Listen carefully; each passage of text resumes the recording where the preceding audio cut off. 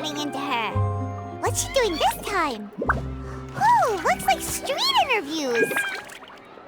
Paimon has a funny feeling that we might be in for an interesting time if we go check it out.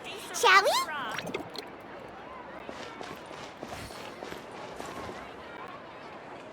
I see. So you believe that this warning letter was sent by the Phantom Weasel? Absolutely. I've said it before and I'll say it again. The Phantom Weasel never acts as you expect. He must have faked his own death 10 years ago using a body double. Now that he's back, I'm sure the guards who worked on his case back in the day are in for a headache, but however this turns out in the end, the one thing it won't be is boring. Couldn't agree more. As a journalist, I'm gonna get a lot of mileage out of this one. Thank you, sir, for your time. Now, whom should I interview next? Huh? Hey! What a coincidence! Fancy meeting you here. Perfect timing. So, the Phantom Weasel's latest warning letter. What are your thoughts? Yeah, this is the first time we're hearing of this one. Could you clue us in? Huh? Oh, sorry. Yes, this case is from a decade ago. I guess you wouldn't know about it. Well, not to worry. You're in good hands because I'm a professional. The story goes like this. 10 or so years ago, a phantom thief became active in the court of Fontaine. Known only as the Weasel, nobody knew his true identity, and the authorities never managed to catch him. Wow, cool! He sounds like one of those mysterious night burglars that you read about in novels. Precisely. Well, except the part where they actually have a good reputation. Our Weasel targeted whatever people held dear, and no one was safe from his predations. He would just as soon steal a necklace from a rich merchant's safe as he would a toy doll given to a commoner child for their birthday.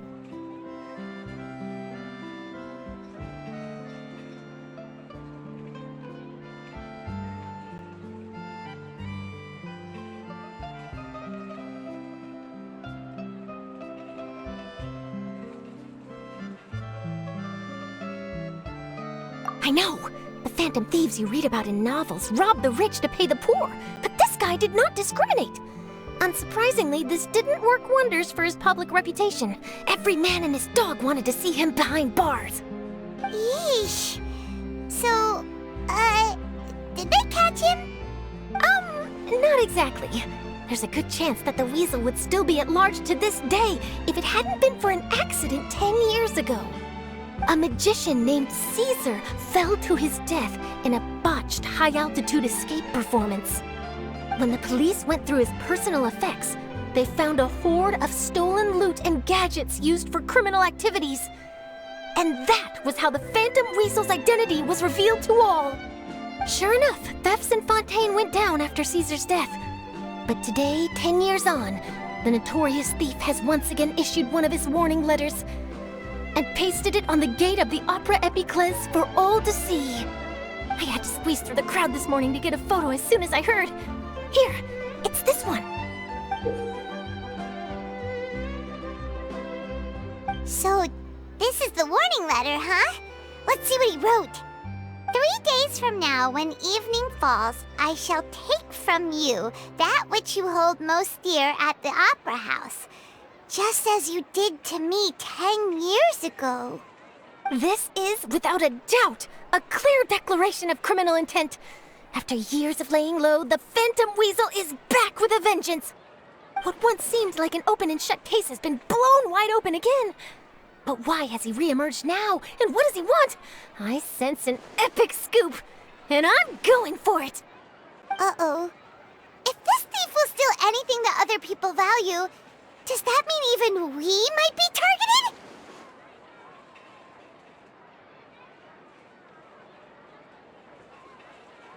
Really? Oh, let him try! In fact, Paimon's gonna eat all her snacks right now! Let's see what he can do about that! Okay, the people have spoken. It's clear that the public are very concerned about the Phantom Weasel's reappearance. Let's see, I've got a photo of the letter, my interview notes. Yep, that should be enough to form the skeleton of my article. It does feel like something is missing, though. Something exclusive. exclusive. Who should I interview next? I need someone with a more concrete connection to the weasel. Is that who I think it is? Lyney! Magic, magician, Caesar, the Phantom Weasel! That's it! Let's go interview Lyney! You see, the original Phantom Thief Caesar was a magician too! And what do Phantom Thieves and magicians have in common? They both have an air of mystery about them. Perhaps there's a connection there. Are you serious? What sort of a deduction is that? Oh, relax! My journalistic instinct tells me that an exclusive news story is beckoning. Let's go! No time for delay!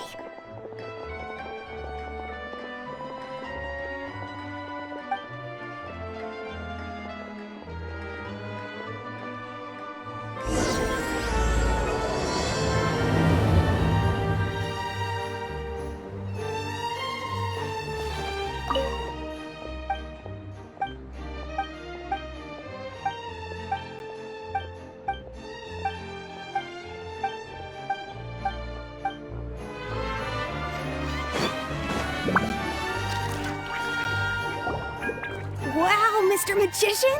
How did you know which card I picked? Oh, it's simple. Come closer and I'll let you in on my secret. Magicians have a special skill called telepathy, which means we can read other people's minds. Really? Then, what am I thinking now? Well, first you need to relax, because I can see that you're clenching your fist in your mind, as if to say, no, I mustn't let him guess it. Aww. And now you're getting a little flustered. You're trying to find a way to empty your mind, to think of nothing at all. But the more you try to hide a secret, the easier it'll come out. You snuck out from home today, didn't you? You told your family a little lie so you could come out and play. Now, that's not a good habit. You can tell? Oh boy, you really can read my mind. Of course. Oh, and that's the end of my performance.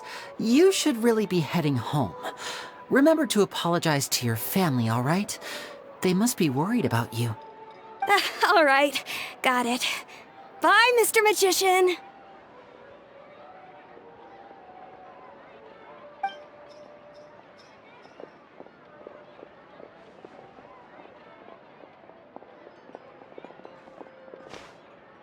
Hey, Lyney? Why, hello. We meet again. Are you looking for me? What's the situation? Well, why don't you guess, Mr. Telepathic? Oh, please. You didn't believe that spiel, did you? The power of telepathy is quite beyond me. I'm sure that child would beg to differ. Seemed like you were right on the money. That was nothing more than a little trickery. I made an educated guess based on his micro-expressions. That, plus the fact that he was the only kid here without his parents, and he looked as guilty as sin. He made it easy for me. You guys, on the other hand, let me guess. Don't tell me you're here for the Phantom Weasel, are you? Wow, got it in one! Is this more of your trickery at work? Wait, really? No trickery this time. It was pure luck. His warning letter's been the talk of the town, so I figured that maybe you were asking around about that. Bingo! I plan on writing a column reporting on the latest news about the Phantom Weasel. So, Lyney, what are your thoughts on this infamous thief's reappearance? To be honest, it makes me angry. Angry? Why? You read his letter, right? The Phantom Weasel claims he's planning something in 3 nights' time at the Opera House. That's the night I'll be performing there. Huh. What are the chances? Wait a minute, you don't think he's after you, do you? Well, if he is, then his warning is clearly a direct challenge to me personally. And if he's not, then it's still going to be a huge headache for me. The mere mention of the weasel's name is enough to scare people off, so once the contents of that letter get out, barely anyone will be showing up to watch my show. But I've been preparing for this for a long time. I'm not about to let him ruin my big day. This leaves me with only one choice. I have to expose the Phantom Weasel's identity before the show begins. Really? So what you're saying is, we might get to see a live duel between a famous magician and an infamous thief? Wow, this has exclusive written all over it! To be honest, I'm not sure if I'll emerge the victor. The Phantom Weasel is a notorious crook, infamous for his inscrutable methods. You're being far too modest, Lyney. I think your magic tricks are even more inscrutable than those of a thief. Thanks for the compliment, though I have to say, I don't care much for the comparison. A lot of people liken magicians to thieves because we both have the ability to make things disappear without the person noticing. But there's an important difference that these people overlook. Allow me to demonstrate with a quick magic trick. Here, I have a flower, just an ordinary flower that was picked not long ago. Watch it carefully now. 3, 2, 1. It's gone! That's the question. Where did it go? Therein lies the difference between us. Thieves make precious things disappear, but only magicians make them reappear. If I could now invite you all to check your clothes, there might be a surprise in there somewhere.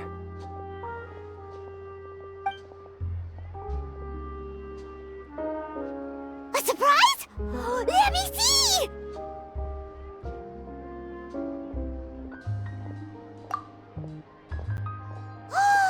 It's right there! But how? You haven't moved this whole time! What an outstanding trick! Sorry, Lyney, it seems that my previous praise was woefully inadequate. Clearly, magic is the superior art form to theft. Don't worry, I didn't take offense. I just wanted to take the opportunity to perhaps change some of the preconceived notions you might have about magicians. Since Caesar's death, a lot of people associate magicians with criminality. It can be quite frustrating. I can imagine. Coming back to your trick just now, might I presume that you are well versed in floral symbolism? For example, magicians often use rainbow roses in their flower-related performances to represent passion and romantic encounters. But you used a Lumidu spell, which, if I'm not mistaken, allude to separations. I'm curious to know if there was any deeper meaning behind this choice? Impressive knowledge. It's no wonder you're such a successful journalist. But I'm afraid I don't know the first thing about floral symbolism. I'm just in the habit of using Lumidu spells in my magic. It sounds like something I should look into, though. I'll buy myself a copy of Fontaine's Floral Language Facts when I have some time.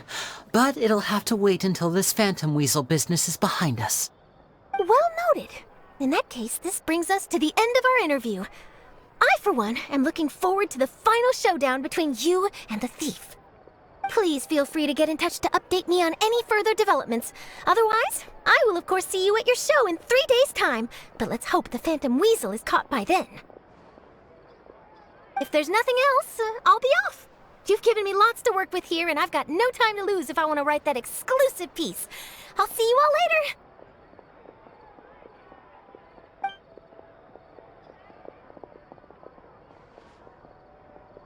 So, Lyney, are you gonna tell us how you did that flower trick now?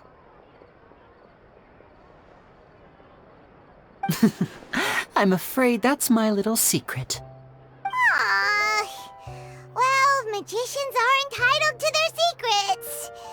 But Paimon's really itching to know how it's done. You feel it too, right? So itchy! Not so itchy then, huh? Well, since you're so concerned, how would you like to serve as my temporary magician's assistants and help me investigate? Magician's assistants? That sounds fun! Assistants are technically magicians too! Also, it'll bring us one step closer to figuring out how that darn trick is done! Shall we go for it?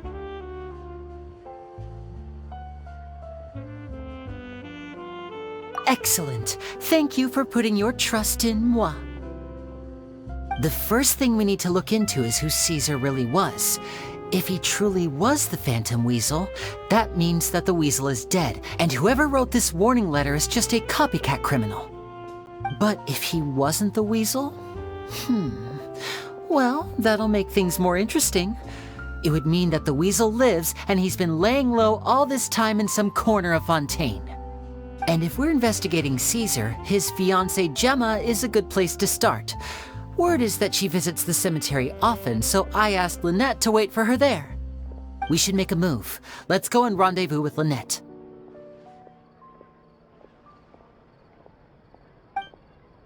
No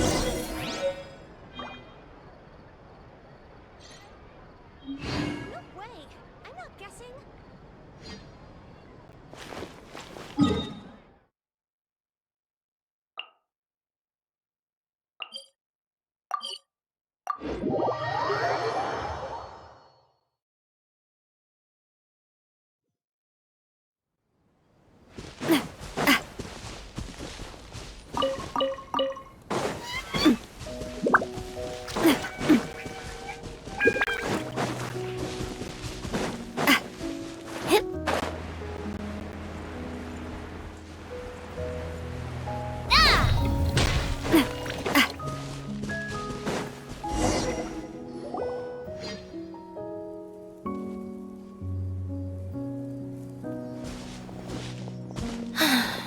You took your time.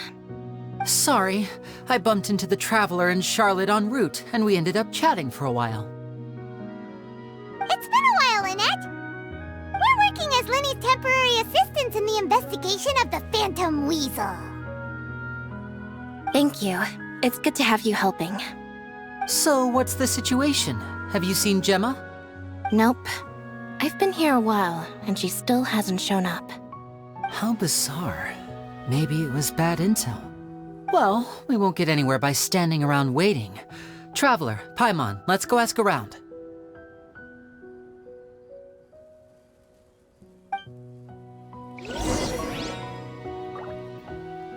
I'll wait for you here and see if Gemma shows up.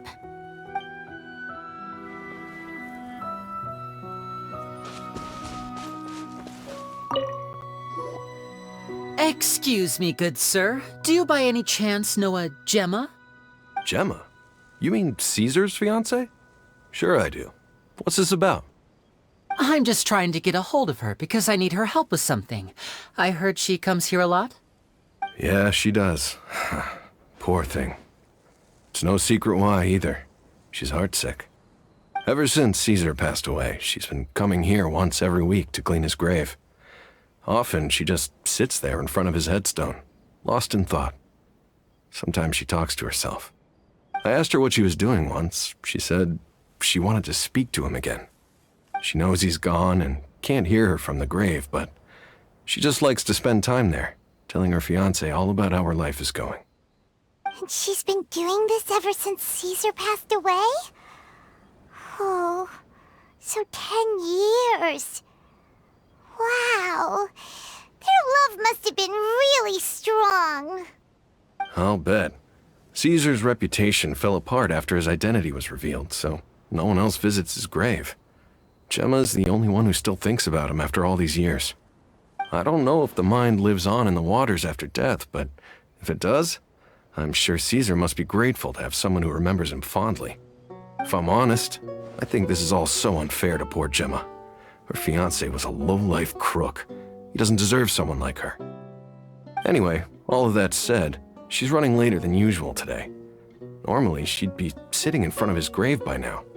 I wonder if she's okay. Well, that's everything I know, I'm afraid. You might have more luck asking some other people. All right, well, thanks for sharing all of this with us. We'll keep asking around. You're welcome. I just hope she'll be able to move on one day.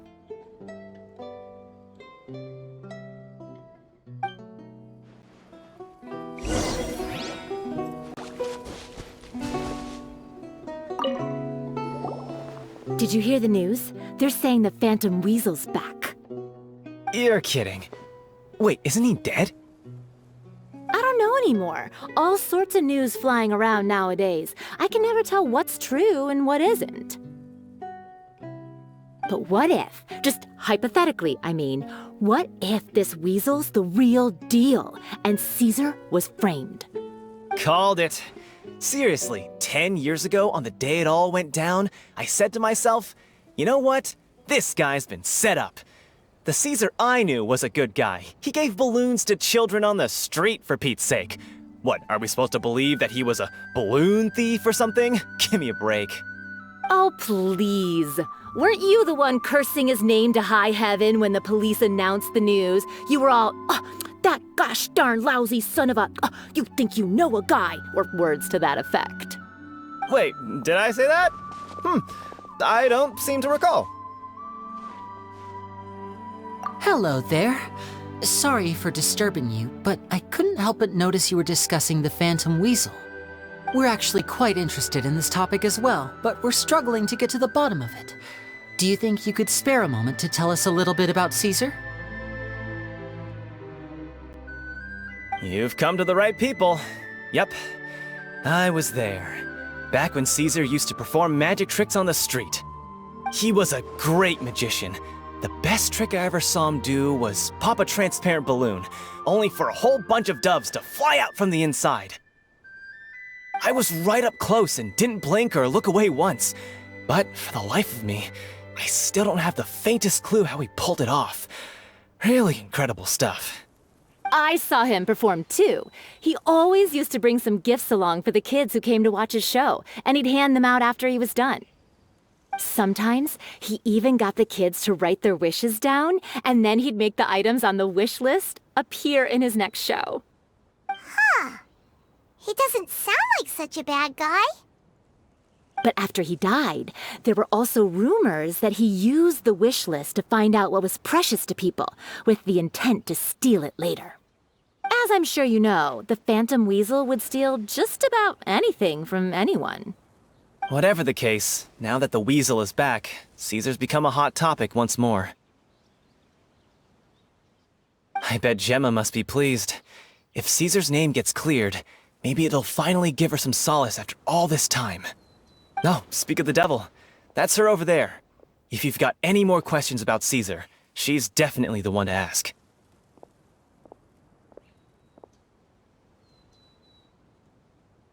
So that's Gemma. Is it just Paimon, or does it look like something's wrong? Wait, it looks like she's injured. Come on, let's see if she's okay.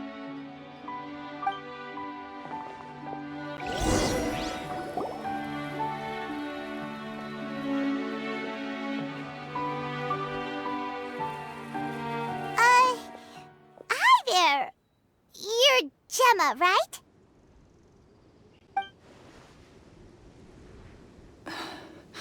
Who's asking? Don't be afraid, we mean no harm.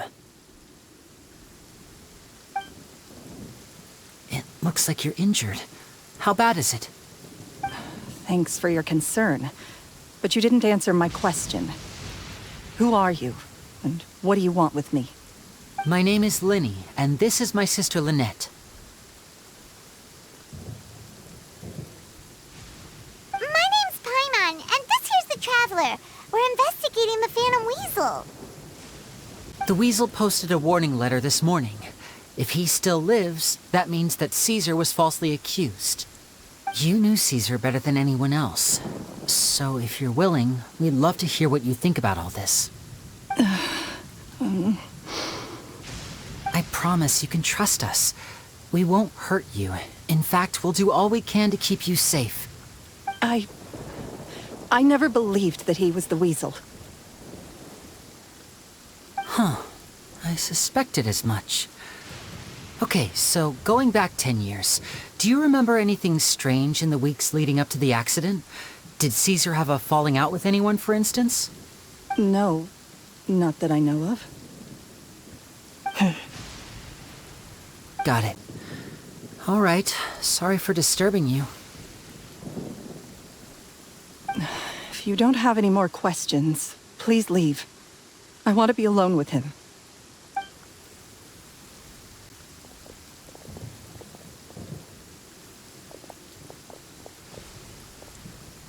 Judging by the look on her face, there's definitely something fishy about her. She's lying. She definitely knows something. That's fair. We're just a bunch of strangers who showed up and started questioning her about things that happened a whole decade ago. It makes sense that she'd be wary around us. In any case, I doubt we'll get any further here, so let's call it a day. Meet me outside Hotel de Boer tomorrow, and then we'll start the next step of our plan.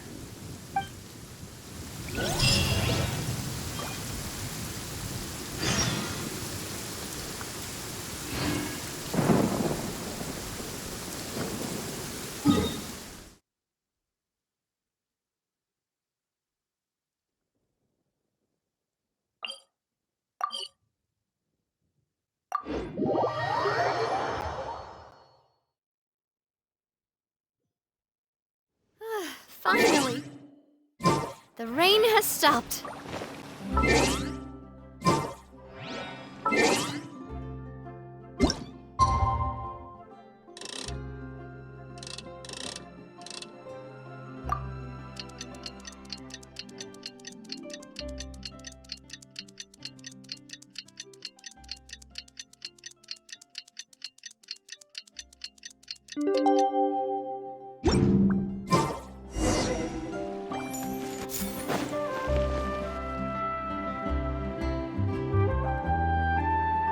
Over here!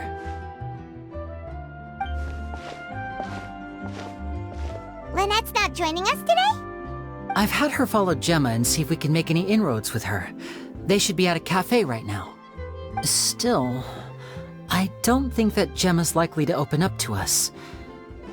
So, we need a contingency plan. Today, we'll be looking into a guy named Lorenzo, Caesar's former pupil and assistant. When Caesar passed away, all the stolen goods discovered in his home were confiscated and returned to their rightful owners.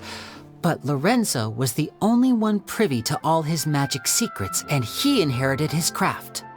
Before long, Lorenzo was the next big magician in town, his fame surpassing even that of his master, and it made him very wealthy.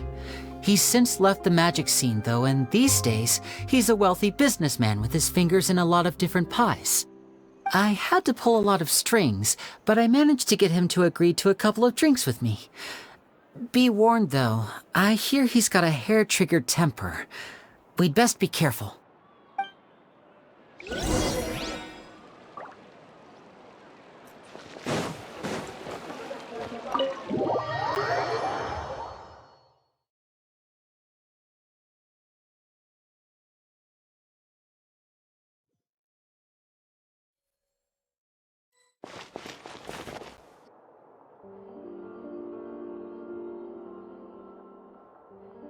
You neglected to mention that you were bringing 2 other people with you. My apologies. These 2 are my assistants. When they heard that I was meeting with the former magic maestro himself, they begged and pleaded with me to bring them along. And if it's no trouble, a couple of autographs would really make their day. Oh, forget the pleasantries, just sit.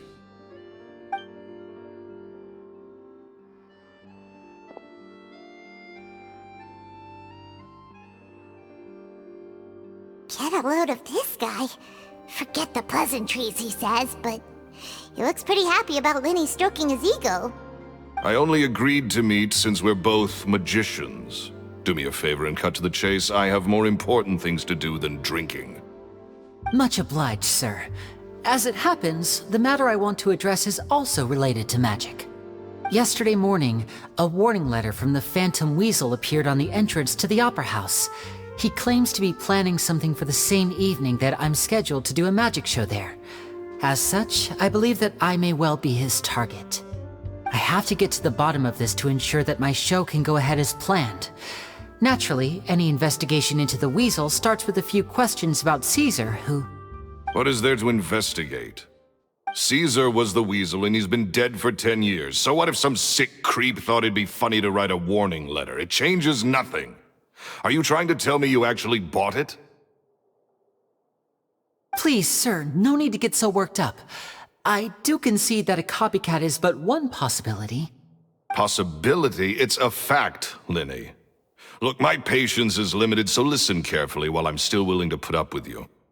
The weasel is dead. Period.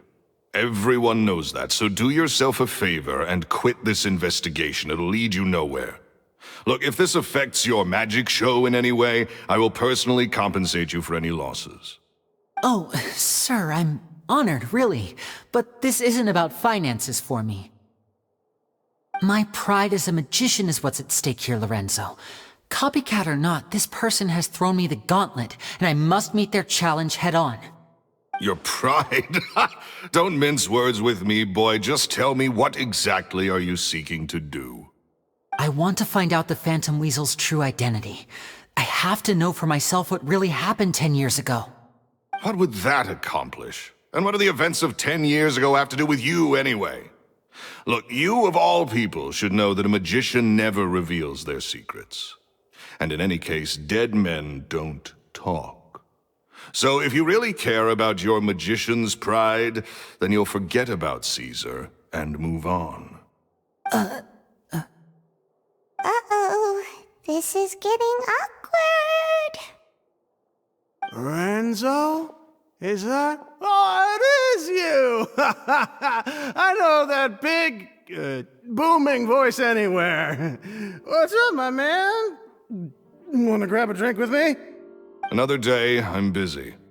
Oh, come on. You can't be all business all the time. You know what they say? Live fast, die young. You gotta learn how to kick back and relax once in a while. If I wanted your life advice, I'd ask for it. Now get out of my face and go be drunk somewhere else. Sorry, my good sir. I don't believe I've had the pleasure. Oh, hey! Edmondo. He and I are business pals. We worked together a bunch of times.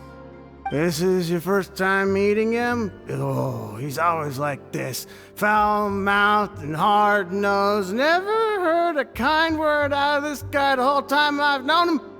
And he wonders why he can't get a girlfriend, despite being, what, pushing 40, 30, something? Anyway, point is, a lot older than when he first got rejected by the girl he was into. And he's still into, from what I hear. Shut up and get out of my face. Another word out of you and you can forget about doing business with me ever again. Do I make myself clear? Sorry, I may have had a little too much to drink. All right, I'm gonna leave. Don't work too hard.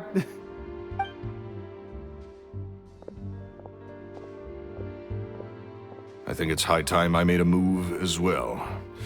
If you really want to investigate this, Lyney, be my guest. But if nothing good comes of it, don't say I didn't warn you.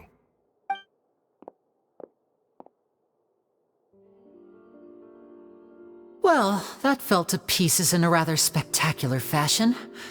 Any thoughts? Totally. And what was all that about compensating you for your losses? Why would someone you just met make an offer like that? He's gotta be hiding something. And not like Gemma. She was a little suspicious, but this guy's definitely covering something up. I think so too. We need to look into Lorenzo more closely. That guy Edmondo seems to know a thing or two about him. He only just left. Let's see if we can catch up with him.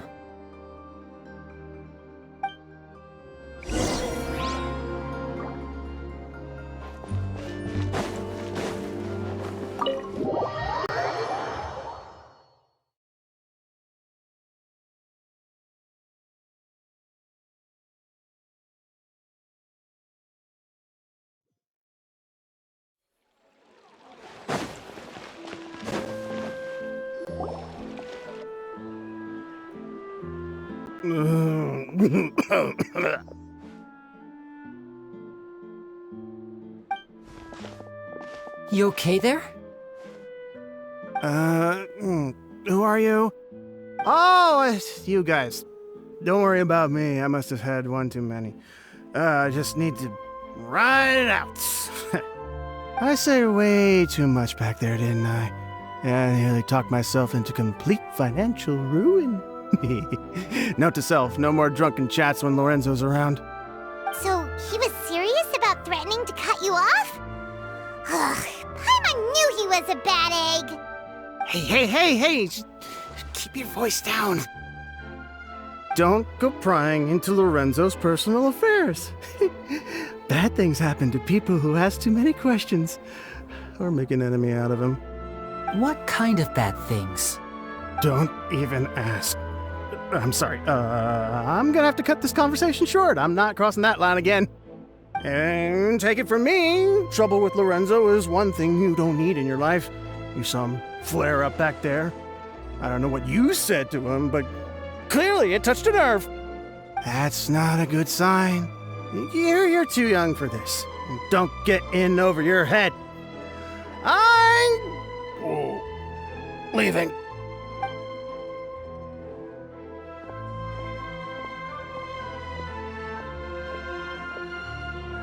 And there he goes.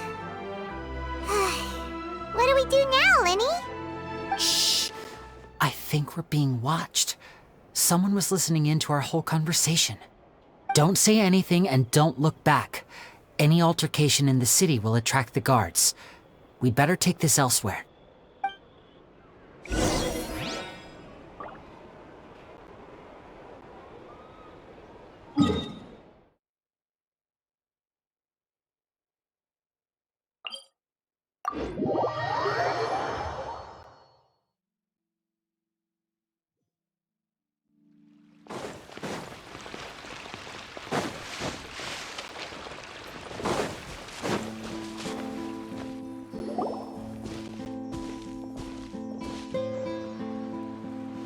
You followed us a long way. Why don't you come out and introduce yourselves? So you're Lyney. And where's your sister? Ain't she with you today? Save us the trouble and go fetch her for us. Let's not drag this out. Paimon doesn't like the tone of your voice, mister! Who sent you, huh? Save your questions, missy. You ain't gonna need answers where you're going. Capiche? Looks like we can't avoid this fight. Now, I'm not the strongest fighter, so I hope you're ready to back me up. Don't worry, we got this!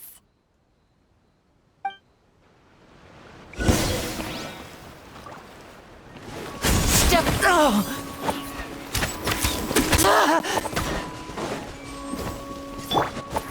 The wind knows me. Hey there! Now just... Curses. They're tougher than we thought. Vision wielders are always trouble. Intimidation ain't gonna work like it did on the lady. Come on, let's scram! Hey, wise guys! We ain't through with you yet! Oh, they got away! Did you catch what they said just before they left? Something about intimidating someone else. Sounds like they just wanted to rough us up as a scare tactic, and they've already done it to someone else, but who? You're right. She was injured when we saw her yesterday, and she acted like she had something to hide. Maybe she was too scared to tell us the truth because those guys had threatened her. Well, if that's the case, she should be more willing to open up to us once she learns that those thugs won't be bothering her anymore. Let's head back to the cafe and see if we can get any information from her.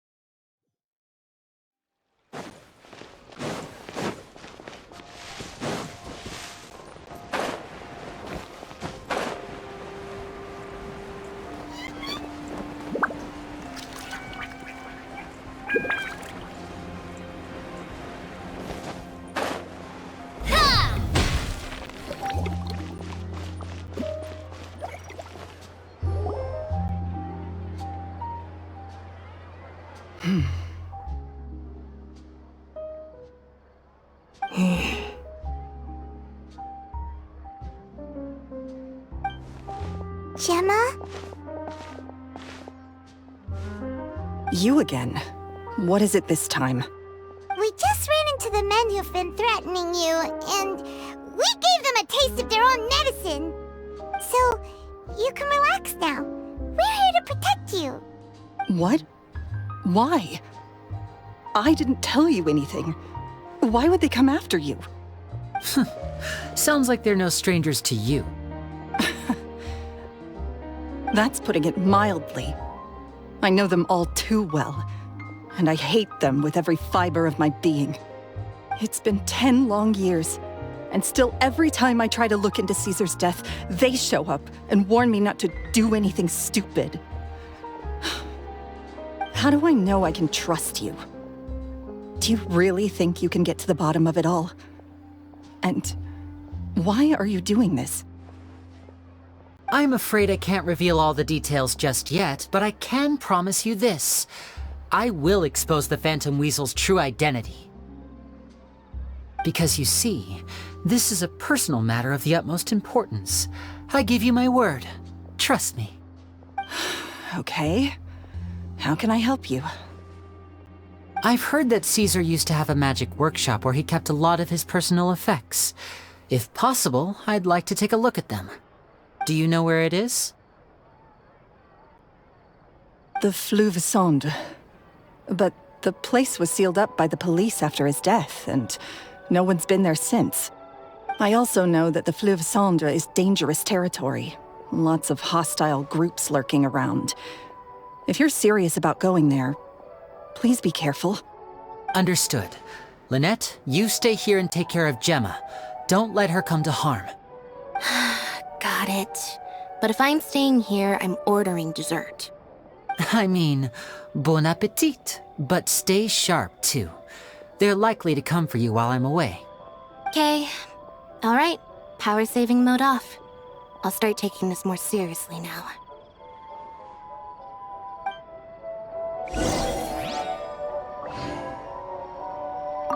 With me here, nothing will happen. Looks like no. Whatever you do, please be careful.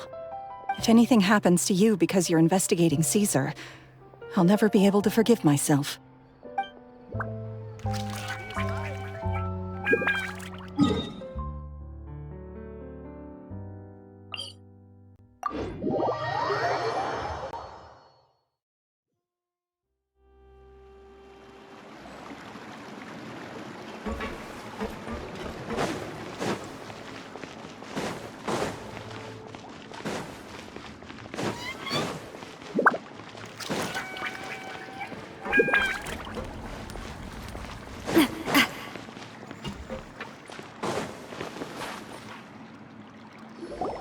If Gemma gave us the right location, then the workshop should be right nearby.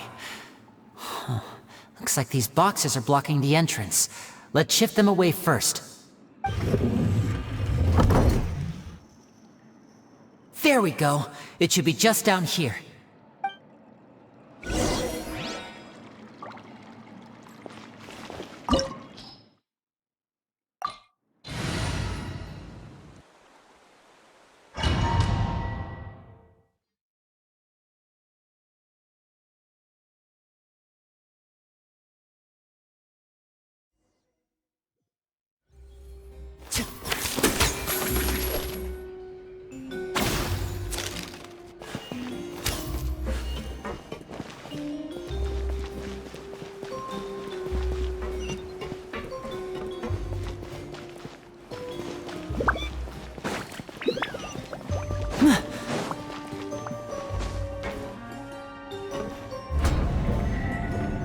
So this was Caesar's workshop.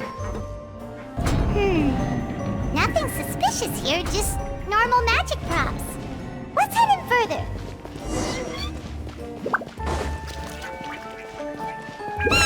What was that? Oh, is this one of Caesar's gadgets? Guess we must have triggered some sort of device.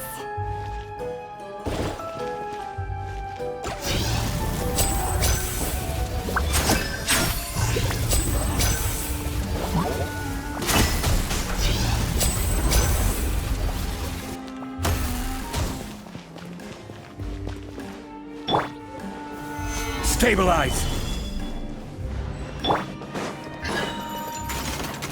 One with nature. This is order. And voila!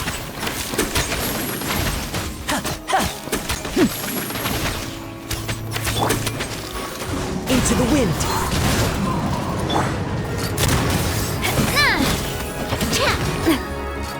Hey there! Solidify! Step right up! Whoa. Look. The doll in the box is glowing.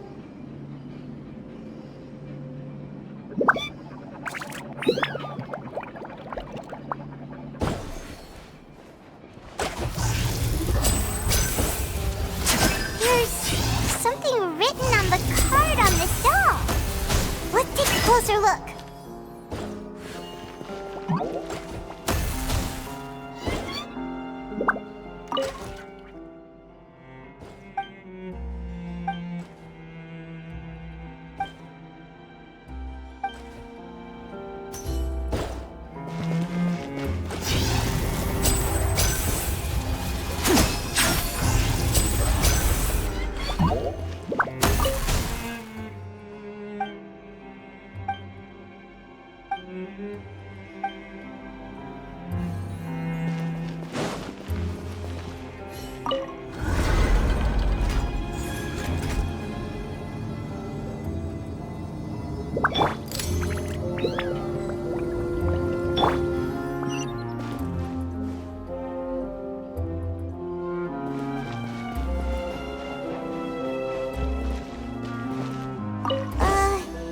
These magic boxes are moving.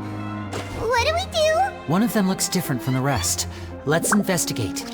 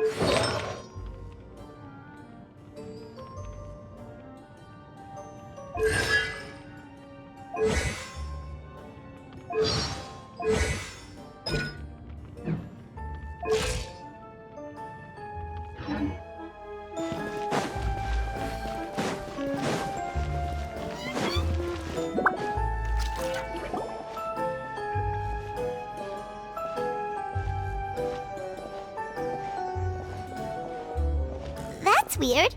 Have we reached the end already? There's nothing here. Maybe this was a wasted trip. This place seems a little too ordinary for a magician's workshop. There's a distinct lack of mystery. We've triggered quite a few devices on the way here. I'm starting to wonder whether Caesar built this whole place as one big, elaborate magic contraption. If so, then there must be more to this place than meets the eye.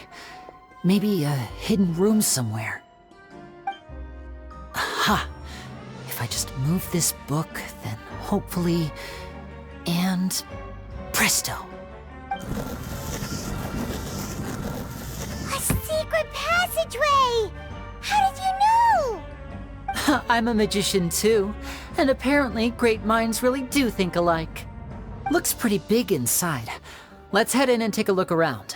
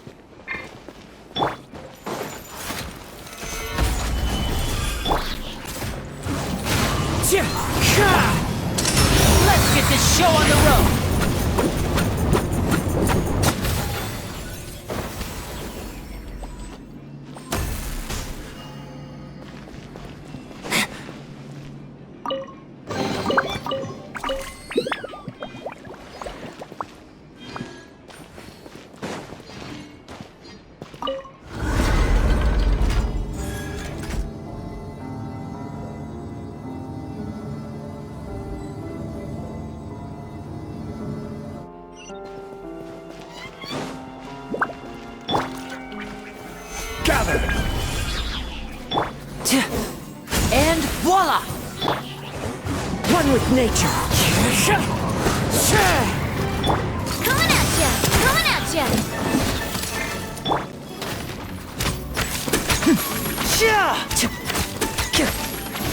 Now disappear! A round of applause!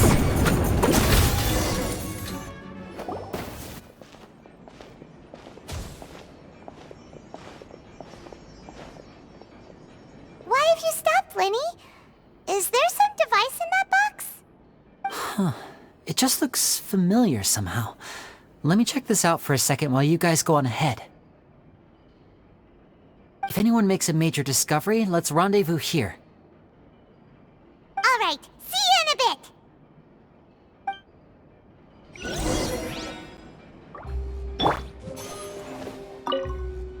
The placement of this device inside.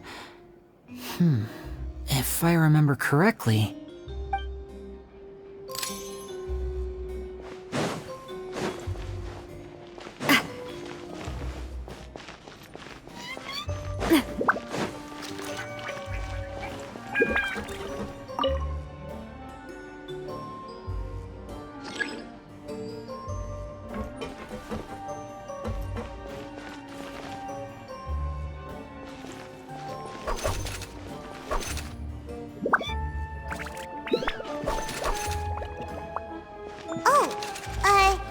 Seems like we can't step on the same tile twice.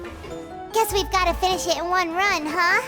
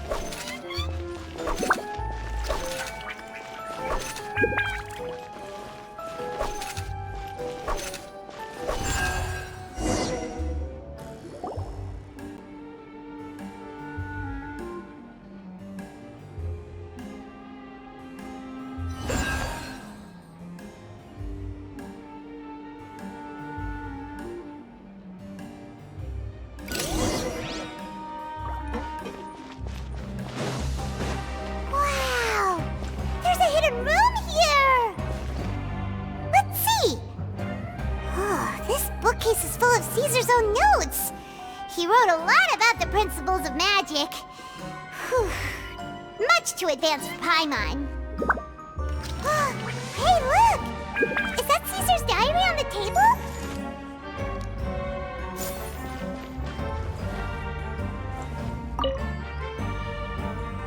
This book's thick as a brick! Let's take a peek inside it, shall we?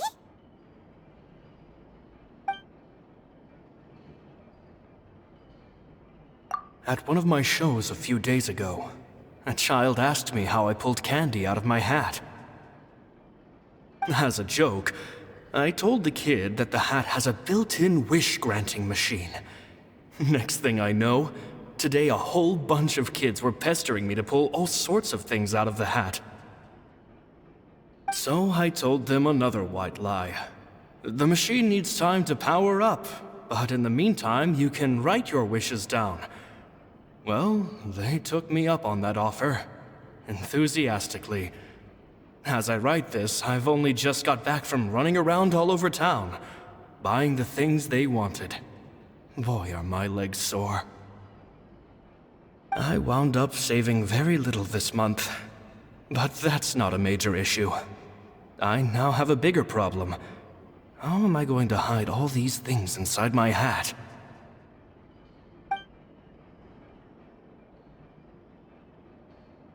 Two children came to talk to me after today's show. I don't know why they were out on their own. They looked much too young to be unsupervised. I do hope they got home safely. Anyway, they said that they wanted me to teach them how to do magic. It's not uncommon for children to ask this, of course, but I've never seen any of them as serious about it as these two. I told them that learning magic is very hard work. But that didn't faze them at all. It's like they already knew. They seemed so committed. I couldn't turn them down.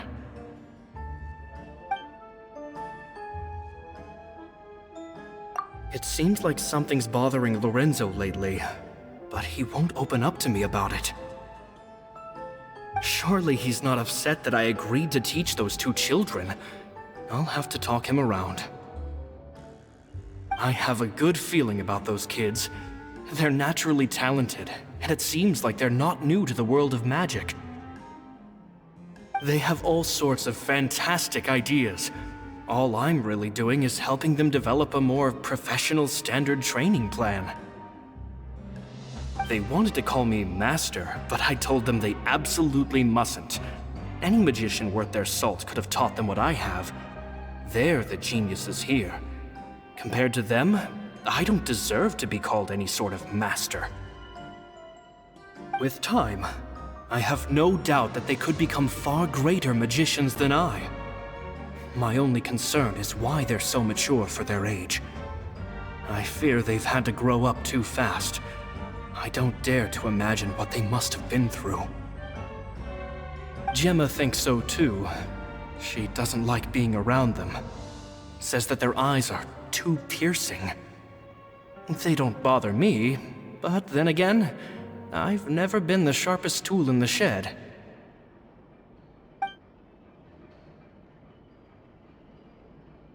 It's nearly time for me to go on tour. I asked the two kids if they'd like to come with me, but they shook their heads. I once overheard them talking about their father and their mission. Sounds like their parents have other plans for them. I guess we'll be parting ways soon. It's only been 10 days since I first met them, but I think that I've gotten a feel for their personalities now. They're very tough, but also very cautious, and they trust no one but each other. This, I fear, is not a good habit to have. They hide things from me too.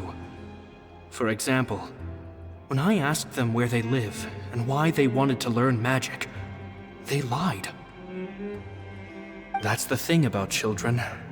Whenever they're trying to cover something up, it always shows somehow.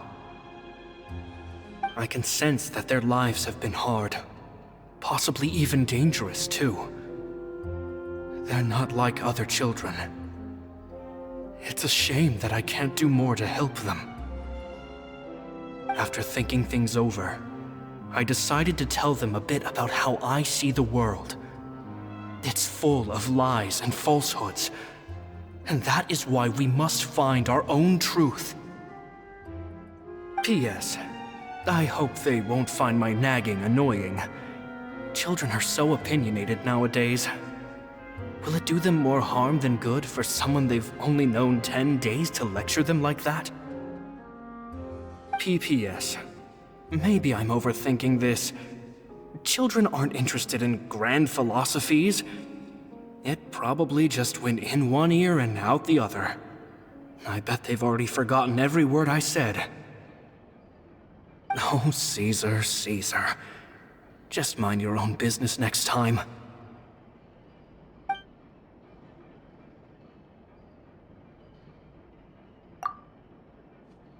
Two magic geniuses with a father and a mission, huh?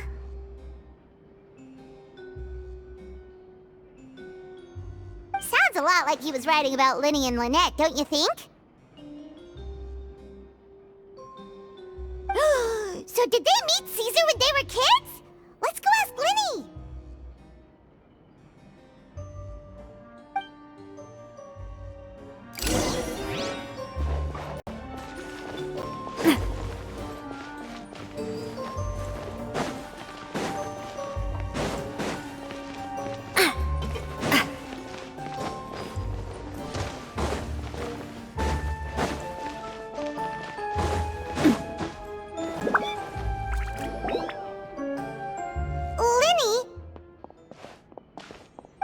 Hold that thought. As I expected, there's a lot of fishy things going on in this place. Fishy? Uh-oh, what have you found? All in good time. Before we go over our new leads, I want to tell you how a high-altitude escape is performed. First, the magician slots themselves into a magic box in full view of the audience. The box is then suspended high in the air, and a short while later, the base automatically opens. At this point, a dummy will fall out of the box, but it looks real enough to grab the audience's attention, and they start wailing and screaming. Meanwhile, the real magician, who has by now blended into the crowd, waits for a good moment to make their appearance and put on a hysterical performance. Oh no! Is that me? Did I just fall to my death? Very vivid description. Paimon can really picture it. And then what? The audience's gaze then turns to the magician, and by the time they realize what's happened, the dummy has vanished, as if everything that just happened was some sort of shared illusion. Of course, that's just how I think the process should work, theoretically speaking.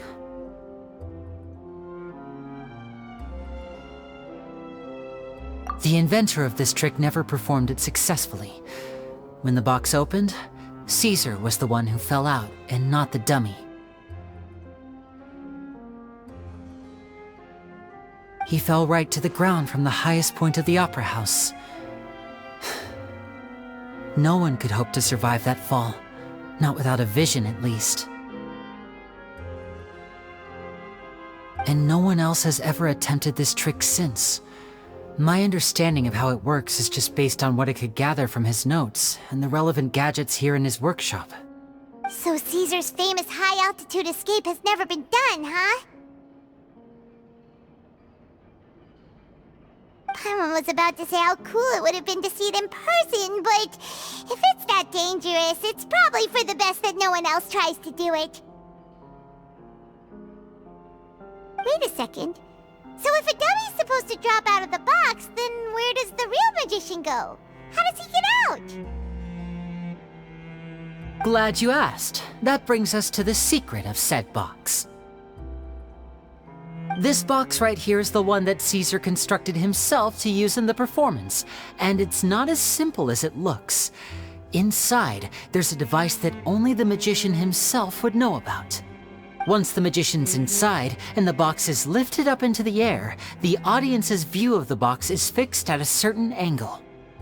From where they're standing, they have a clear view of the front, sides, and bottom, but the back and the top are now no longer visible. At this point, the magician presses a button inside the box, opening a secret door out of view.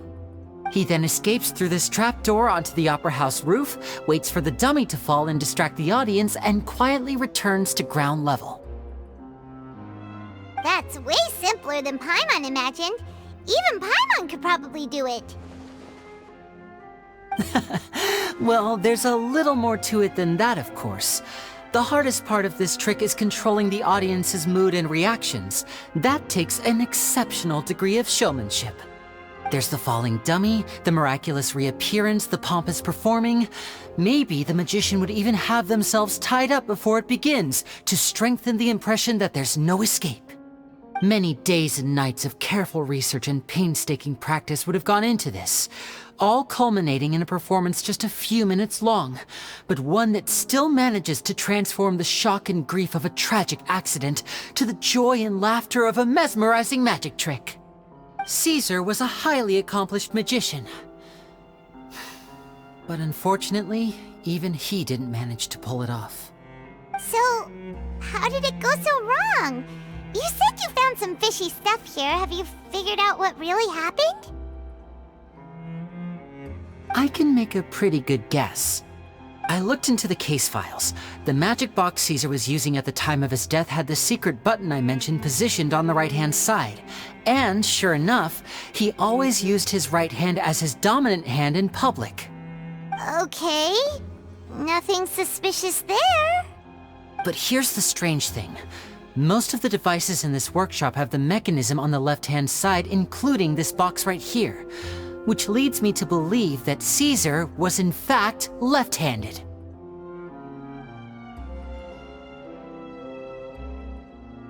Because a magician can't afford to have their most basic habits stand out too much. People naturally focus their attention on the most important details of the task or situation at hand. But a magician needs to be able to redirect an audience's attention at will, so as to avoid arousing their suspicion. The essence of magic is getting people to believe a lie. If even the truth raises eyebrows, the falsehoods become all the more difficult to mask. And so, Caesar trained himself to use his right hand to align with his audience's expectations. Great magic always requires sacrifices. But in his most stressful and nerve-wracking moments, and when no one was watching, reflex would kick in and he'd use his left hand. That's why he set his gadgets with the mechanism on his left.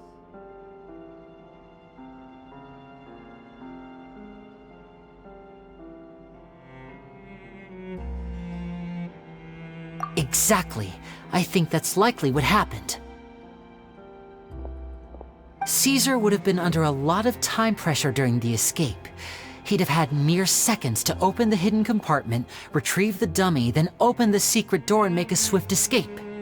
But I'm sure he was confident. He would have rehearsed countless times to the point where it was second nature. He'd barely need to think about what he was doing because muscle memory would guide him through. So he opened the compartment, took out the dummy, checked everything was in order, and then went to leave. With his left hand, he reached for the button, and suddenly, his heart skipped a beat. It wasn't there. Much like when you reach for your keys but find your pocket empty, his mind needed a moment to process what was going on. Instinctively, his left hand would keep feeling around for the missing button, maybe for another second or two, until the bottom of the box gave way. With the stakes being as high as they were, just a 2-second delay cost him everything. The authorities would find nothing suspicious and conclude that his death was due to his own error. When in reality, someone switched the boxes, and they did it to murder him. But how would they be able to make the switch without being noticed? That would be difficult to pull off, no? It would have to have been someone who knew that he was left-handed and who could move his props around without arousing suspicion. Someone who was always by his side. Isn't that right, Lorenzo? You just couldn't let sleeping dogs lie, could you? There's not a lot of people who'd go to all this trouble for some magician who died 10 years ago. I didn't want to have to do this, you know. Silencing you the hard way just creates more problems for me to deal with. But I gave you your chance. I hoped you'd do what's good for you and back off like the lady, but you disappoint me. You mean Gemma? So you are the one who's been threatening her. Yes, although however stubborn she might be, she was never much of a liability. But you people, you never even knew him, but for some reason you just wouldn't drop it. Which is why you can't leave this place alive. Take them out, and make it quick. Do your worst!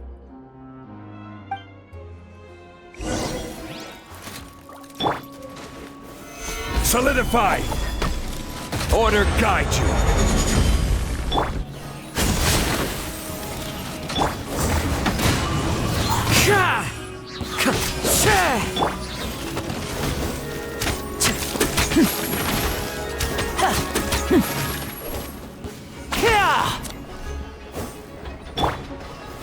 Gather! And voila! Fire! Well, with Fallen leaves, adorn my night into the wind. Let's get this show on the road! Now disappear! This is order! watch out! Watch out!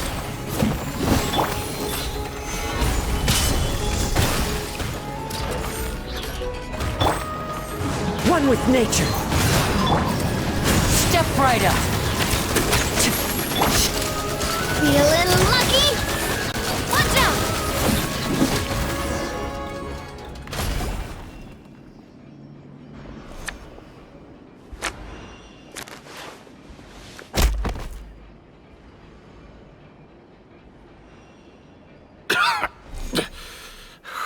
You kids are tougher than you look. Had enough yet, Lorenzo? Your cronies can't help you now. I think it's high time you started talking, and what I'd really like to know is, why did you murder Caesar? If I had a Mora for every time you said that man's name. Of course you idolized Caesar, everyone else did. But I was the real genius magician. Me! He was just an amateur who did cheap tricks for gullible children. I was the one who made magic into the fine art it is today. The aristocrats doffed their hats to me! So it was jealousy. Jealousy. Hatred, more like. I hated Caesar. All he cared about was his magic. He lived and breathed it. He poured everything into his street performances and his stupid tours like it was just a hobby to him, never bothering to think about Mora. What sort of fool devotes their life to the art of deception and never has a Mora to show for it? But the people loved him, didn't they? Oh, how they looked up to him. No one gave me a second look. All I ever heard was, "Oh, your master's amazing, isn't he?" Amazing. Yeah, so amazing that he was completely broke. Every other apprentice was living it up at their master's expense, but no, not me. I put in all the work, mastered all the skills, and it brought me nothing more than the life I already had.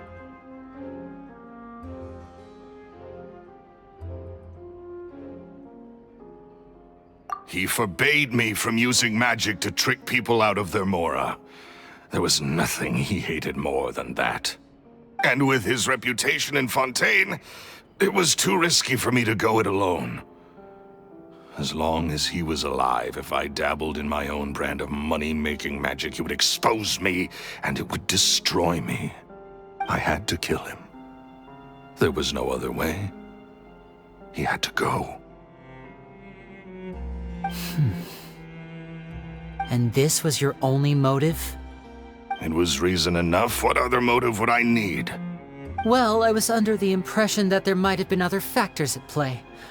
For instance, maybe you were in love with Gemma, but she was engaged to Caesar. In love with Gemma? Don't be ridiculous. Guess I was wrong about that then. Next question. Are you the Phantom Weasel? I am. Caesar was so strict with me. He insisted that his way was the right way, that the sole purpose of magic was to bring joy to the world. I never bought into any of that. I was more interested in the practical value of magic. Sure enough, it helped me fill my pockets with all kinds of valuable treasures.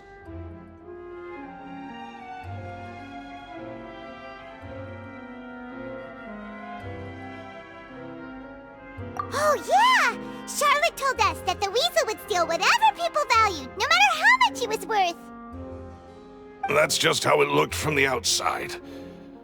What would any thief want with second-rate loot? I've only ever targeted high-value items. I stole cheap things as a way of practicing my craft. It was other people's overactive imaginations that conjured up the preposterous image they then dubbed the Phantom Weasel. So that's the story, huh? Well, I hope you're ready to tell it all over again during your trial. What choice do I have? You're a pack of wolves, and you've got me between your jaws. You've seen what's here, and my last-ditch effort to stop it getting out has failed. What else can I do? So be it. I've enjoyed power and wealth for the last 10 years, the likes of which Caesar could never give me. I wouldn't choose for things to end this way, but I regret nothing. Very well. In that case, I'll contact the guards. Traveler, Paimon, keep an eye on Lorenzo for me. I'll meet you just outside the workshop when I'm back.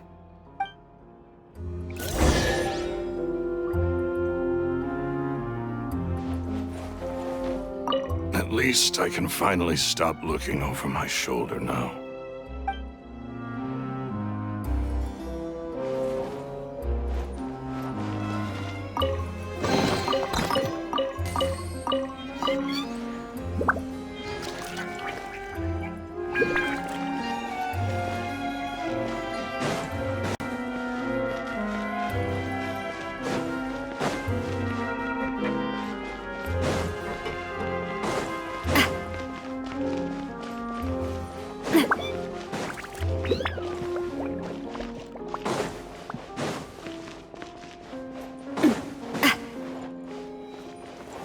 At least I can find...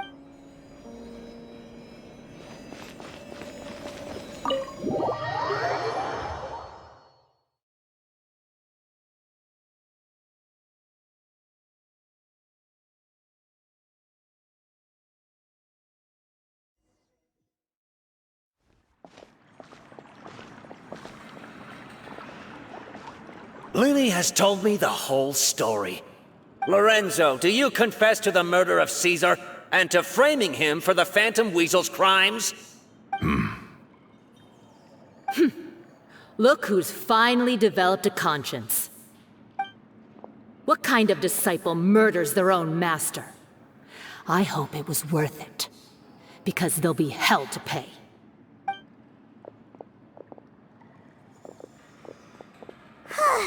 Looks like it's all over. What should we do next, Lyney? Should we start preparing for your show? Let me think. Let's rendezvous with Lynette and Gemma first. With Lorenzo in custody, Gemma will no longer have to fear for her safety. Good point! We should go tell Gemma the good news right away! It'll give her some peace of mind for sure!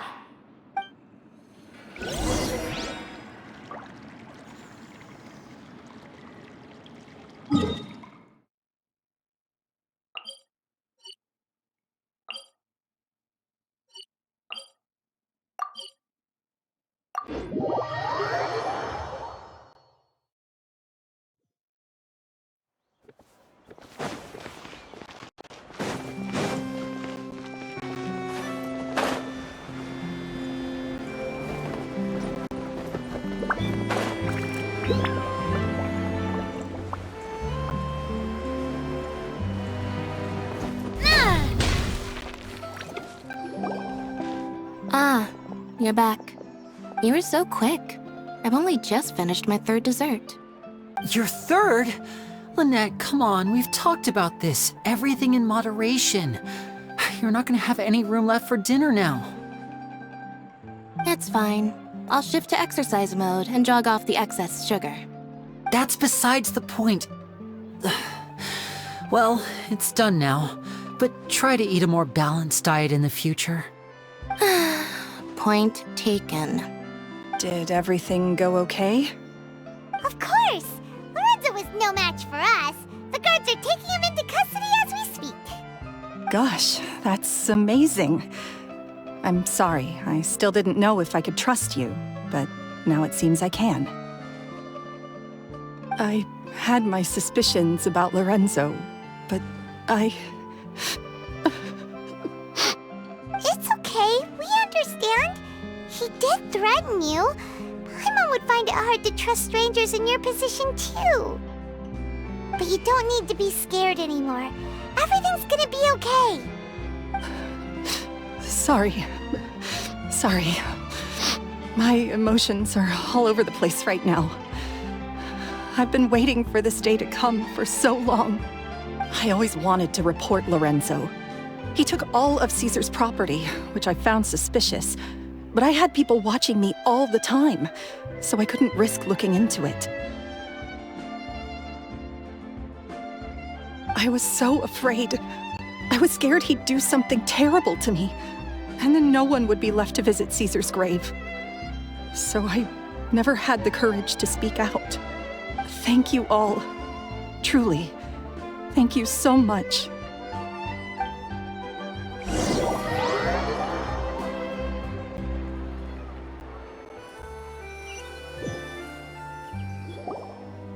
Thank you all for clearing Caesar's name.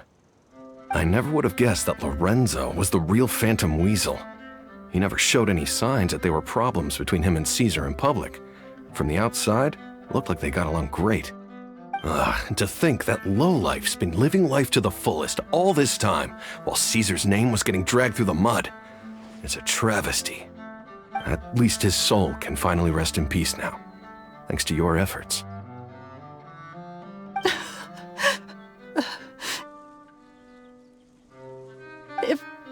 If only I'd realized before it was too late. Don't blame yourself, Gemma. This isn't your fault. Yeah, you still have the rest of your life to live. Caesar wouldn't want to see you spending it feeling guilty. Cheer up, Gemma. My brother's doing a magic show at the Opera House tomorrow evening. Would you like to come along? It might raise your spirits. This show will be a special one. We're holding it in Caesar's honor. In Caesar's honor? Really? Oh, thank you. I'll be there. Great. We'll see you tomorrow evening. Traveler, Paimon, don't be late. Don't worry, we'll be there. No way are we gonna miss out on a free magic show. Wait, Paimon feels like we're forgetting something. Oh yeah, Caesar's diary! We never found out if the two kids Caesar taught magic to were Lyney and Lynette or not. Lyney changed the topic back in the workshop, so we didn't get a chance to bring it up. Oh well, guess we'll just have to ask Lyney tomorrow evening.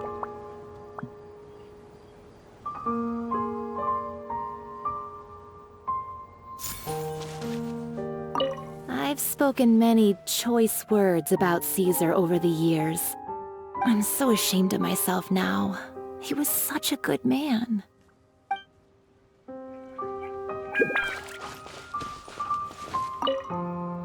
I can't believe Lorenzo was intimidating Gemma all this time. He comes around here sometimes. Not to clean Caesar's grave, though.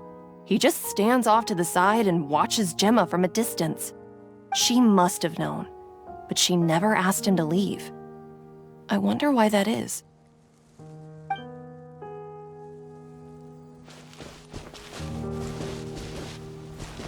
It may take some time, but Caesar's reputation will be restored now that the real culprit has been captured. Looks like Gemma chose a good man after all.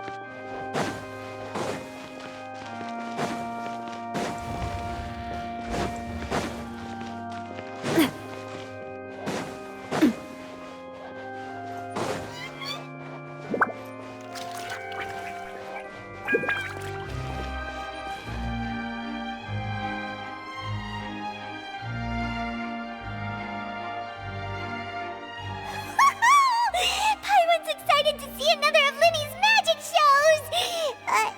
Wait. Lynette, shouldn't you be on stage by now? Not this time. My brother's going solo today. So I'll be watching with you. Good evening, ladies and gentlemen. I hope everybody's ready because the show is about to begin. The great magician Lyney has prepared a spectacular show for us all tonight, concluding with an all-new grand finale that no audience has ever seen before. Wow! A new trick! Thank you all so much for coming. Now, prepare to join me on a journey through the mystical and miraculous.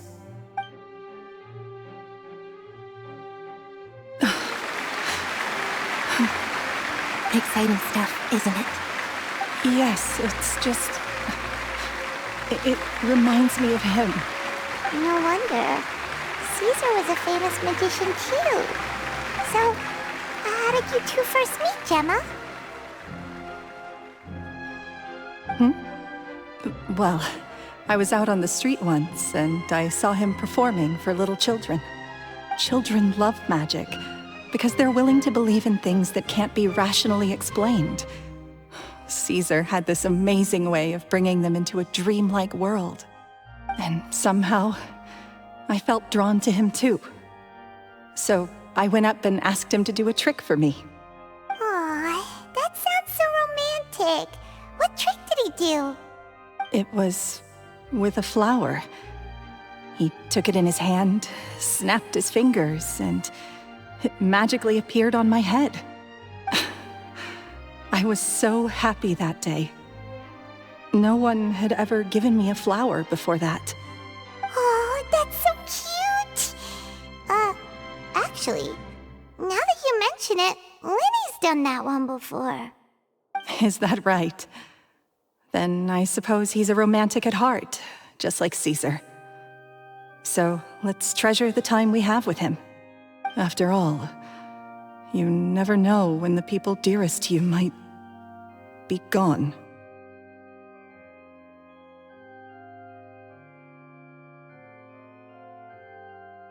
That's right. It's all over now.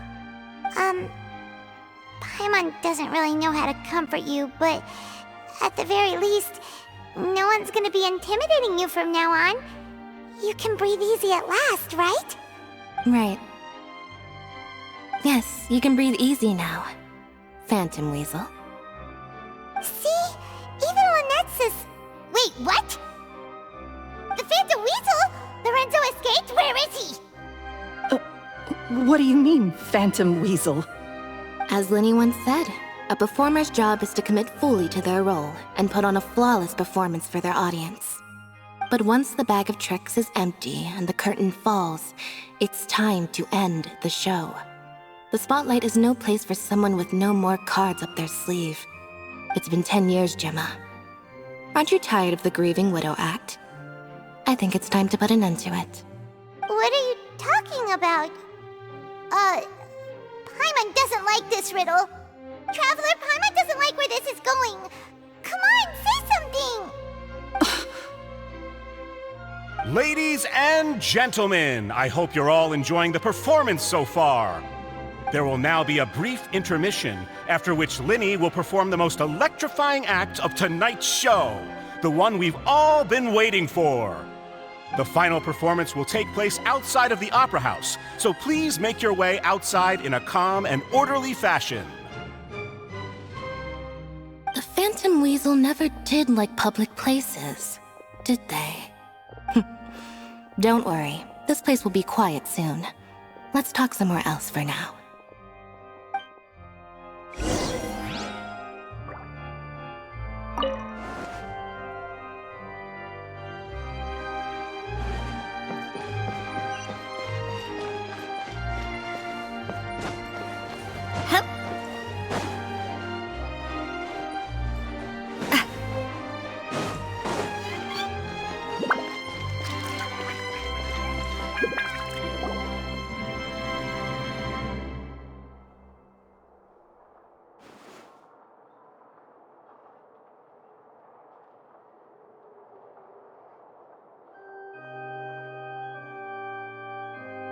Dear me, this is awkward, isn't it?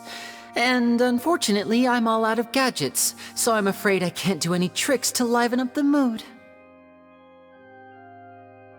This is a big mistake for a magician to make, but thankfully, I do have a backup plan. Now, who wants to hear a story? Lyney?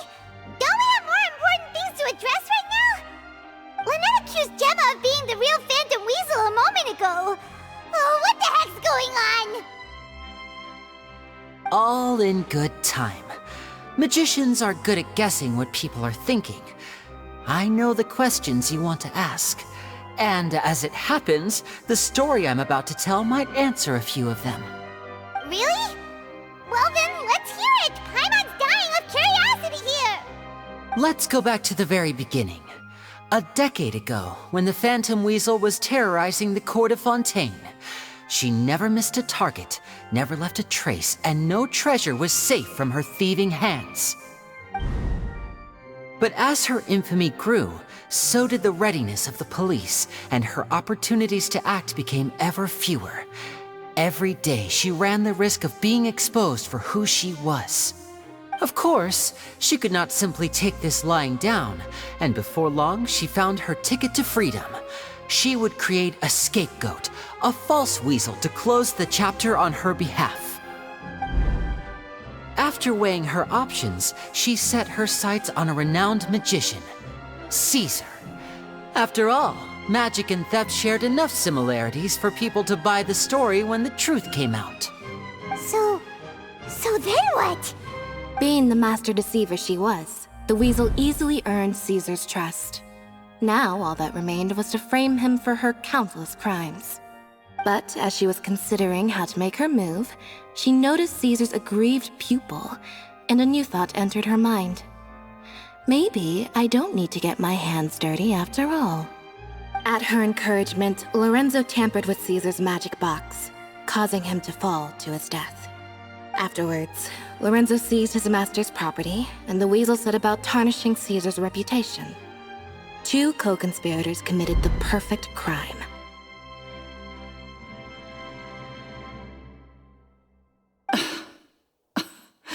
I've got to hand it to you. You're both exceptional storytellers. It's enough to make even me wonder whether there was really another mastermind behind all this, pulling the strings. But I just have one question. You seem to think that I am the villain in this tale. What's brought this on, Lyney? Is it something that Lorenzo said? Don't worry, Lorenzo said nothing at all. But I never believed that he was the weasel, and in fact, my investigation only made me more certain of that. He was too forthcoming with his confession, as if there was something else he was trying to hide. How disappointing. So you'd sooner trust Lorenzo than me, even without a shred of evidence? A magician is an expert at playing the audience to get the result they want. And I have no doubt that you, Gemma, are equally talented in this regard. With a little help from Lorenzo, you put on a very convincing performance. the lovesick fiancé whose devotion to her betrothed is unshakable, even under threats of violence. Caesar was maligned and hated by all for 10 years, but you? Everyone sympathized with your plight. Who would suspect for 1 second that the lovely young lady always seen weeping in front of Caesar's grave was actually the mastermind behind his demise? No, not that poor lady. Perish the thought. Wait, so you mean the whole intimidation thing was just a hoax? Gemma and Lorenzo were both in on it? But why would Lorenzo agree to that? And why didn't he sell her out even at the end instead of admitting to being the weasel himself? Yes, why indeed? Maybe Gemma herself could enlighten us on that question. Well, Lyney, if you're so confident in your version of events, then I think the answer should be obvious. Having killed Caesar with his own hands, Lorenzo was plagued by overwhelming guilt. Revealing the Phantom Weasel's true identity would serve no purpose. But if the Weasel remained free, then she could take care of Lorenzo's loved ones. An excellent answer, though sadly a little dull. Is that right? Well, don't let me bore you. If you'd care to change the topic to something more interesting, I'd be much obliged. As a matter of fact, there's one thing I'd really like to understand. Why would the real weasel have targeted things that only have value to other people? Could you shed any light on that? Of course. After all, we're just telling stories here, aren't we? If I had to guess, I would say that the real weasel must have had a terrible childhood. Left to fend for herself after her parents died young. Betrayed, scorned, beaten. She'd scrounge waste paper from garbage bins to draw on, using twigs and dirt for lack of ink and pen. She'd sew ugly rag dolls from whatever scrap material she could get her hands on. This was her only source of happiness in life. But it was all she needed, and she was content. Until the world decided that even this was too good for her. Once again, she was betrayed. And this time, everything was taken from her. She felt like life was a miry pit that dragged her further down the more she struggled to escape. At that tender age, she should have been happy. Instead, she stood in the shadows and watched with envy as all good things in the world passed her by. This was a fate too cruel for anyone to bear. Her pain became a breeding ground for dark thoughts. Thoughts which festered and grew into a twisted solution to her troubles. I detest the happiness of others, in all its forms alike. I will rob them of everything they hold to be good and true, and it will fill the void in my soul. That's some pretty heavy stuff. Now it all makes sense. Does this story satisfy you, Lyney? Yes, it is quite to my tastes. Thank you for helping to clear up my confusion.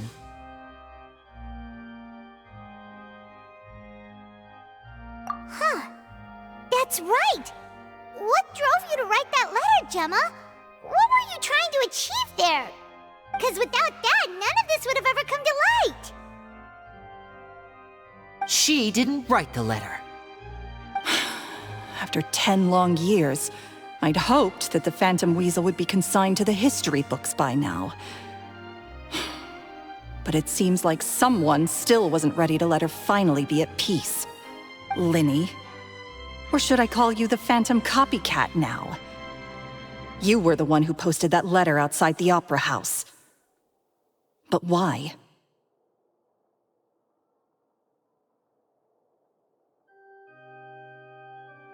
Very sharp, Phantom Weasel. Still as shrewd as ever. Well, no need for me to be coy about it. Our goal was to clear Caesar's name. The most straightforward way to change the public's impression of Caesar was to force the Weasel to show themselves. That's it? You had no other agenda? Of course we did. We made it quite clear in the letter, I believe. I shall take from you that which you hold most dear, just as you did to me 10 years ago. 10 years ago? You mean Caesar's death? You met him? Wait. Oh, I get it. You were those two obnoxious kids. It's been so long, and you're all grown up now. I didn't recognize you. He taught you magic back then, didn't he? For what, 10 days or something? And you went to all this trouble. Why? Because you feel like you still owe him something? We remember all our debts, however great or small. 10 years ago, Caesar's reputation was torn to shreds, and his legacy was thrown out. 10 years on, and no one cares what the truth is anymore. But we did not forget, and so we came to find you. And? What exactly did you take from me? I'm still standing, as you can see. Lorenzo has admitted to everything. I'm free. Free? Do you really think so? Caesar once told me that even though the world is filled with lies and falsehoods, we must find our own truth. I think that applies to you too. Truth can take many forms. Prized possessions with nostalgic value, fervent hopes and dreams, and irreplaceable people. Life took many things from you, and those wounds never healed. When they ached unbearably in the dead of night, stealing became your way of numbing the pain. What are you trying to say? I'm saying that for the last 10 years, you've been living a rather uneventful life. Perhaps that's because you found something other than a life of crime to fill the hole? Back to Lorenzo for a second. He murdered his own master, played along with your act, and took pains to make sure any suspicion would be directed towards him. But what did he have to gain from all that? He knew who you were and the things you'd done, and despite that, he was willing to give everything up for your sake. He's the reason that you haven't felt the compulsion to steal in all these years. You're more than just accomplices in murder. You're the only real friends each other has. So I think you know, deep down, that he is the only truth you have in your life. But that truth is gone now, and I guarantee you, you'll never see it again. Congratulations on your freedom, Gemma. Your freedom will cost you dearly. From now on, you'll be all alone in a world full of lies and falsehoods. I do hope you'll be able to bear it. You've still got a long life ahead of you after all. Gather round, one and all. The time has now come for the amazing Lyney to perform his final act in tonight's show. I'm sure you're all wondering what he has planned for the grand finale. Well, wonder no more, for the answer is a death-defying high-altitude escape. A high-altitude escape? I'm sure you all remember the magician Caesar. This was the very trick that led to his fatal fall, after which he was dubbed the Phantom Weasel. But we have now learned that Caesar was wrongly accused, and that the real Weasel has now confessed to their crimes. Guess that's my cue to leave. Whew. I've been practicing this one for ages now, but I'm still a little nervous. Traveler, Paimon, I hope you enjoy the rest of the show. There may be a lot of people watching tonight, but you alone are my true witnesses.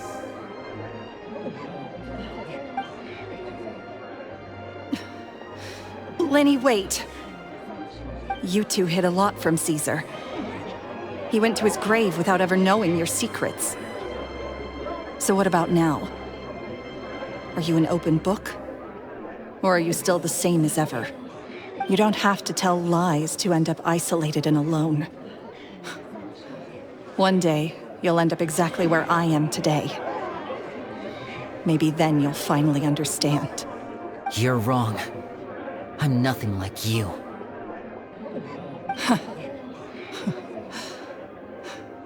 So, what are we, doing now? Like Lyney said, when you're ready, let's head outside and watch the show.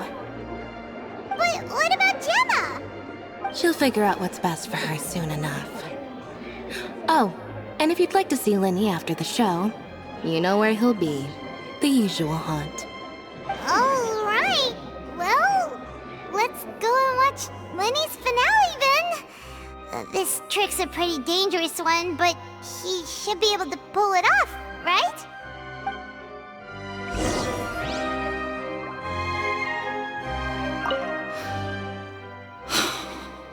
What is my truth? Sometimes I think I'm like a gambling addict. All I care about is winning, and it doesn't matter what's at stake. By the time I come to my senses, I'm left with nothing. Oh, if I had my time again.